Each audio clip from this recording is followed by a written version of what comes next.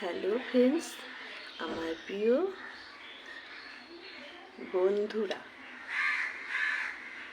দেখো আমি এখানে লাল শাকটাকে ধুয়ে নিয়ে চলে এসেছি। শাকটাকে কুচিয়ে নেব, তাই তো? সুন্দর করে আগে কুচিয়ে নিই, তারপরে রান্না করব। চলো।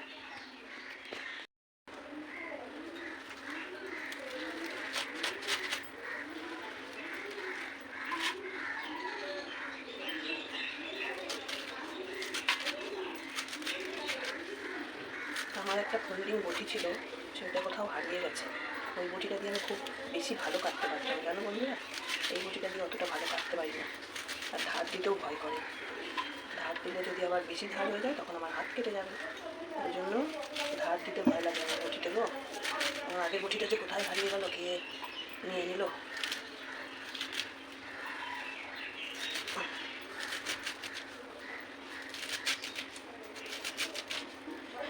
এটা গায়ের জোরে শাক কাটছি, ভাবা যায়? তাহলে বটিটার একটুও ধার নেই, গায়ের জোরে ধরে কাটতে হচ্ছে। গরিবের জিনিস।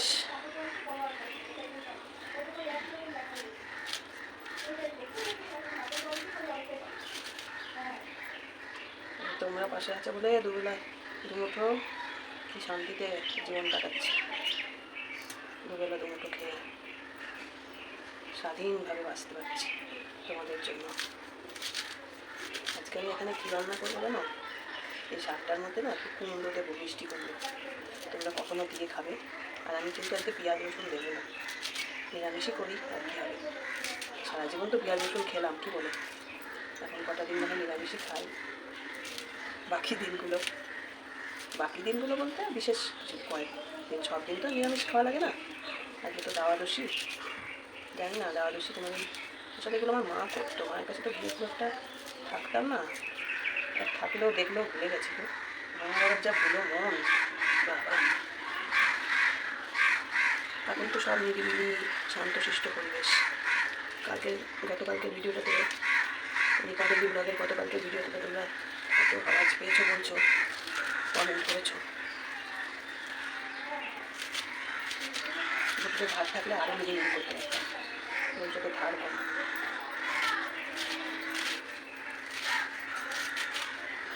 চলো বাকিটা কেটে নিই, নাহলে বড় হয়ে যাচ্ছে।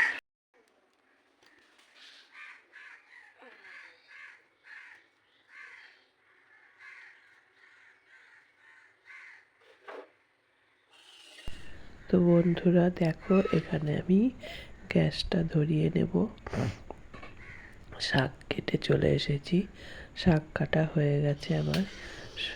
অতটা ভালো হয়নি, তবুও যা হয়েছে তাই ভালো। একা মানুষের সংসার, আর কি হবে বলো। তো শাকটা কেটে নিয়ে চলে এসেছি, আর এখানে কিছুটা কুমড়ো কেটে নিয়েছি। কুমড়ো না, জানো তো, মিষ্টি কুমড়ো ঘরে থাকলে নষ্ট হয়ে যায়। ওই জন্য কুমড়োটা চাক চাক করে পিস কেটেছি, ওটা আগে ভেজে নেব। আমি কুমড়ো খেতে খুব ভালোবাসি, খুব ভালো লাগে কুমড়োটা। মিষ্টি কুমড়ো ভাতে সেদ্ধ খেতেও ভালো লাগে, যে কোনো তরকারিও ভালো লাগে। ছোলা দিয়ে কুমড়ো দিয়ে রান্না করলে দেখবা খুব ভালো লাগে খেতে, ভাতও ভালো লাগে, রুটিও ভালো লাগে। তো ওই কুমড়োগুলো চাক করে কাটা কুমড়োগুলো আমি আলাদা করে নিচ্ছি। আর এই কুচনো কুমড়োগুলো আমি শাকের মধ্যে দেব। কেন বলো তো?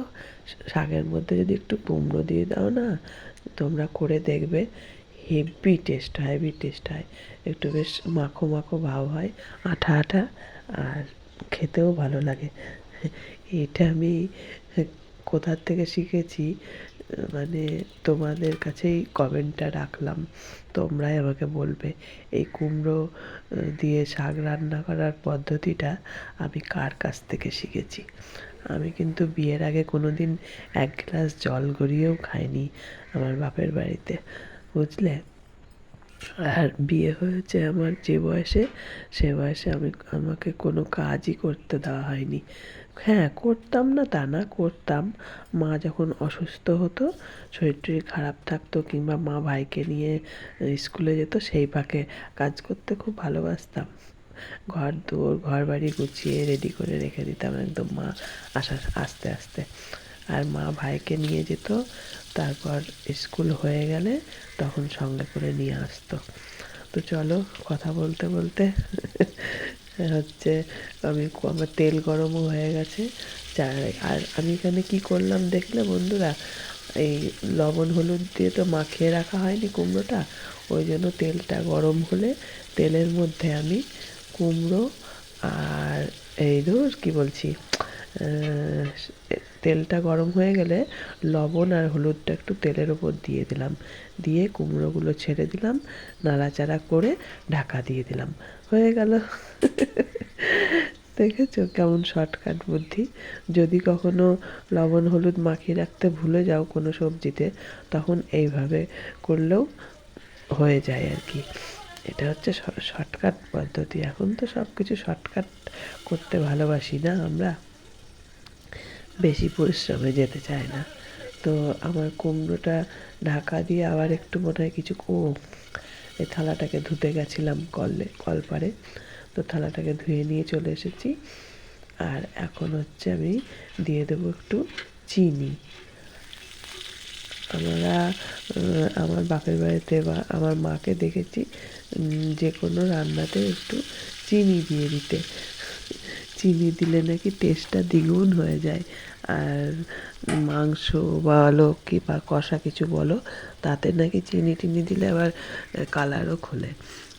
যে কোনো তরকারিতে চিনিটা তেলের ওপর দিয়ে মানে কষালে পরে সেটা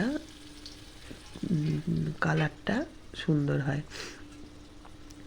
তো চলো আমি এখানে ওই চিনি দিতে ভুলে গেছিলাম, আবার চিনি দিয়ে দিলাম। আর কুমড়ো জিনিসটা না আমার মাও খেতে খুব ভালোবাসতো, সেই কারণেই হয়তো আমি মায়ের হাতটা পেয়েছি কুমড়ো খাওয়াতে। কি বলি বলো। তো এখন জানো কটা বাজে বন্ধুরা? এখন বাজে রাত্রি 3টে। আমার এত ঘুম পাচ্ছিল, আমি একটা ঘুম দিয়ে উঠে তারপরে খেলাম, খেয়ে তারপরে তোমাদের এই ভিডিওটাকে নিয়ে এডিট করতে বসলাম। এখন রাত্রি 3:30 না 3:45 বাজে। বোঝো তোমাদের নিপাদি কাকিমা যে যাই বলো না কেন, কি অবস্থা আমার চিন্তা করো। এইরকমই করি গো, যখন ঘুম পায় না তখন আর থাকতে পারি না, প্রচুর কষ্ট হয়, এত ঘুম পায়। আর এখন চেয়ারে বসে বসে তোমাদের এডিট করছি, শুলেই আবার ঘুমিয়ে যাব। তো এই ভিডিওটা এডিট করে আপলোডে বসিয়ে তারপরে আমি ঘুমোতে যাব আবার। জানি না কটায় ঘুম ভাঙবে। আজ হচ্ছে রবিবার। তো আমার কুমড়ো ভাজা প্রায় হয়ে এসেছে। এখানে আমি একটা একটা করে কুমড়ো তুলে নেব এখন।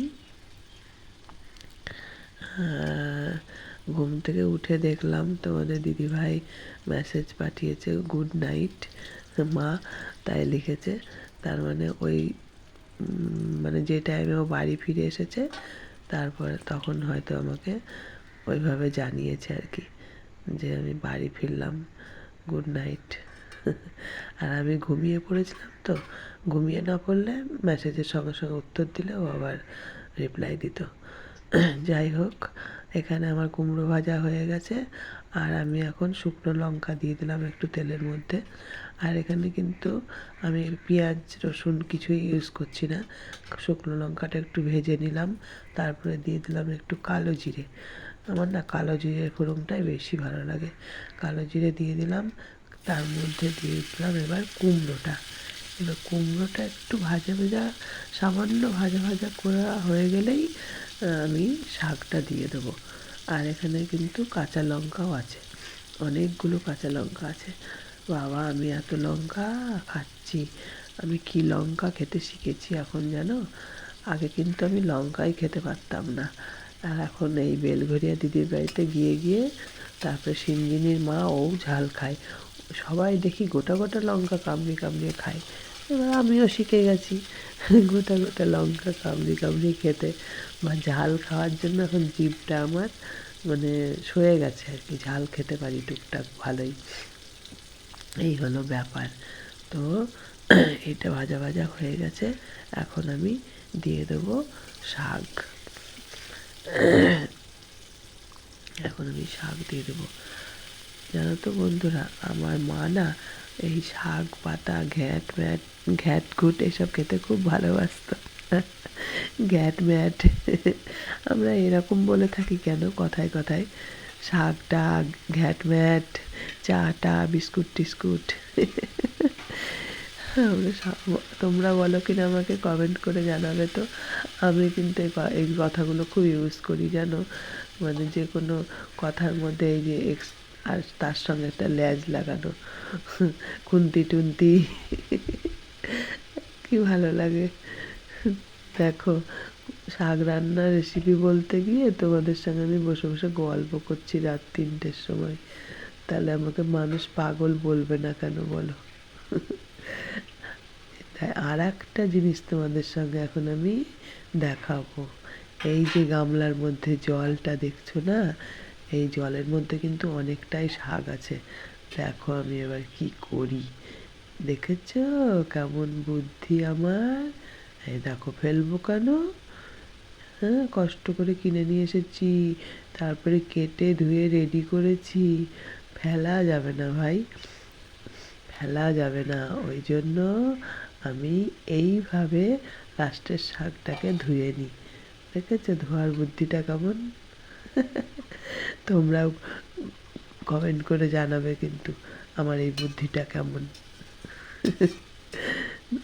এদিকে আবার শাকটাকে একটু নেড়ে নিচ্ছি। এবার ওই শাকটাকে দিয়ে দেবো, দিয়ে ঢাকা দিয়ে দেবো। তার আগে লবণ হলুদ দিতে হবে। এই দেখো দিয়ে দিলাম, দেখলে? দেখো তোমাদের আবার দেখাচ্ছি ক্যামেরায় যে দেখো আমি কী করলাম। আর রান্নার সময় ভয়েস দেওয়া যায় না, কারণ হচ্ছে রান্নার সময় ভয়েস দেওয়াটা খুবই সমস্যা। এখন নিরিবিলি নির্জনে রাত্রিবেলা বসে বসে আমি তোমাদের ভয়েস দিচ্ছি, খুব ভালো লাগছে। এটা হয়ে গেলেই এই নিপা ডেলি ব্লগে যাব, সেখানে আবার কি একটুখানি কাজে গিয়ে রেখে তারপরে আবার ঘুমোতে যাব। তো চলো, লবণ হলুদ দিয়ে নিলাম, এবার নাড়াচাড়া করছি, সুন্দর করে নেড়ে চেড়ে লবণ হলুদটাকে মিশিয়ে দিয়ে একটু মা ঠাকুরা বলে না খুন্তি ধোয়া জল, তো সেই খুন্তি ধোয়া জল দিয়ে আবার ঢাকা দিয়ে দেবো। গ্যাসটা একটু বাড়িয়ে দিলাম, এখন একটু ভাজা ভাজা করে নিচ্ছি। আর লঙ্কাগুলো একদম ঘেটে মেটে, আবার দেখো ঘেটে মেটে, ভগবান আমি এরমভাবেই কথা বলি গো। লঙ্কাগুলো একদম ঘেটে মেটে একদম সুন্দর করে এবার হচ্ছে জল দিয়ে ঢাকা দিয়ে দেবো। এই দেখো এই বোতলটায় অল্প একটু জল ছিল, সেটা দিয়ে দিলাম। আমি জানো তো আগে না কলের জলই খেতে পারতাম। এখন কি হয়েছে, আমার অপারেশনের পর থেকে আমি একটু জল খেতে পারি না। ওই তোমার মানে কলের টিউবওয়েলের জল, হ্যাঁ, ঘর কেনা জল ছাড়া আমার জলই খেতে পারি না আমি। অনেক কিছু আমি অভ্যেস বদলে ফেলেছি এই 2 বছরে। এই যে ভাতের হচ্ছে ভাতের চালটা ধোয়া রয়েছে, ধুয়ে নিয়ে আসি, কলপাড়ে যাচ্ছি, তাই তোমাদের দেখালাম মনে হয়। ও ধুয়ে নিয়ে চলেও এসেছি। এই যে এটা রেডি করে ফেললাম, কারণ শাকটা হয়ে গেলে তো ভাতটাকে বসিয়ে দিতে হবে। ওই জন্য চালটা ধুয়ে নিয়ে চলে আসলাম, রেডি আছে। শাকটা হয়ে গেলে ওইটা বসাবো। তো যেটা বলছিলাম, দেখি তোমাদের বললে সারতে পারবো কিনা জানি না, না ভিডিও শেষ হয়ে যাবে। আমি আগে জানো তো প্রচুর চুটকি খেতাম, আমার চুটকি খাওয়ার নেশা ছিল, প্রচুর চুটকি খেতাম, প্রচুর মানে প্রচুর। যখন আমি মধ্যম গ্রামে থাকতাম, বেলঘরিয়া দিদির বাড়িতে ভাড়া থাকতাম, তখন ওই দিদিভাইকে দিয়েও কত চুটকি আনিয়েছি, প্যাকেট প্যাকেট, ওই একদম পুরো প্যাকেট ধরে নিয়ে আসতাম। 50 টাকা না 60 টাকা নিত পাইকারি দোকানে, আর সারাদিন চুটকি খেতাম, মুখের মধ্যে চুটকি থাকতো। অথচ দেখো হঠাৎ করে অপারেশন করার সময় আমি ওষুধপত্রের জন্যই হোক বা যে কারণেই হোক আমার চুটকি খাওয়ার নেশাটা একদম ছুটে গেছে। আগে চুটকি না খেলে আমার বড় বাথরুমেও যেতে পারতাম না, বড় বাথরুম পেত না সকালবেলা ঘুম থেকে উঠে। ওই চুটকি মুখে দেবো, ব্রাশ করে আসবো, চুটকি মুখে দেবো, তারপরে বড় বাথরুমে যেতাম। বোঝো তাহলে কী নেশা ছিল। এনি টাইম রাত্রিরে ঘুমাবার সময়তেও চুটকি মুখে নিয়ে ঘুমোতাম আর ঘুমিয়ে পড়তাম মুখে চুটকি নিয়েই। বাবা এখন ভাবি তাই খুব ভালো হয়েছে গো, কোনো নেশাই ভালো না, নেশা ছেড়ে দেওয়াই ভালো। এই যে এখানে ঢেকে ঢুকে নাড়াচাড়া করে আবার একটু ঢেকে দিলাম। চিনি দিয়েছি, দিইনি মনে হয়। তো রান্নাটা হয়ে গেলে সব এখানটা গুছিয়ে নেবো, এই বাসনগুলো একটু ধুয়ে নিয়ে আসবো, ওই জল ধোয়াই করবো। আর এই লেবুটা জানো তো কবের থেকে ঘুরঘুর করছে, লেবুটা খাওয়াই হচ্ছে না। লেবুটা তোমার ওই কী বলে, কিনেছিলাম 2টো লেবু 5 টাকায়, দিয়ে একটা খাওয়া হয়েছে আর একটা খাওয়া হয়নি। এই হলো গিয়ে ব্যাপার, বুঝলে বন্ধুরা। তো তোমরা তো এখন ঘুমোচ্ছ আর আমি ভিডিও রেডি করছি, কি করব বলো, এটাই তো আমার জীবিকা। তাহলে মনে হয় নামিয়ে যখন দিলাম কড়াইটা, তাহলে মনে হয় চিনি দেওয়া দিয়ে হয়ে গেছে।